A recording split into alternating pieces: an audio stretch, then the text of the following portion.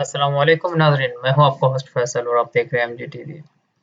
नाज़रीन, आज की इस वीडियो में हम आपको दिखाएंगे कि सऊदीया में रिहाइश पज़ीर लोग, चाहे वो अजनबी हैं चाहे वो सऊदी हैं, वो अलबैक को कितना पसंद करते हैं और उसको हासिल करने के लिए किस हद तक जा सकते हैं। तो आइए नाज़रीन, आपको दिखाते हैं ये एक वीडियो।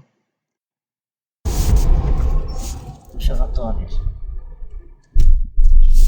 على فكرة المطعم لن يفتح إلا الساعة 3، يفتح ساعتين ويقفل مرة ثانية من 3 ل 5.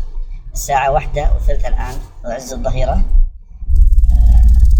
والشباب صافين ورجل المرور أو الأمن الدولية قدام الجميع. الله المستعان، الله لا يجعل الدنيا أكبر همنا. والمسار يا إخوان ينعطف على اليسار، زين. أنا وقفت يا أخوان لأن الدوار الآن بكمل.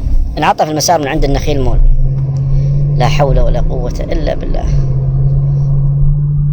إلى آخر الشارع نهاية النخيل مول، وينعطف مرة ثانية المسار حتى يرجع إلى شارع أبو بكر الصديق.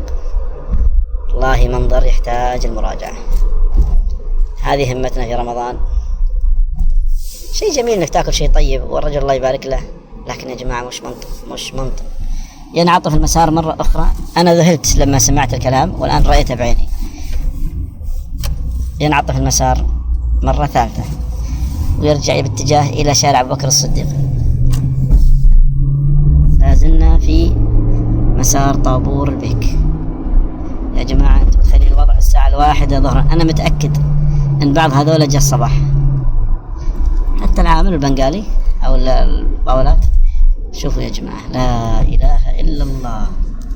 अरे अरे कहाँ जा रहे हैं आप? सब्सक्राइब तो करते जाएं।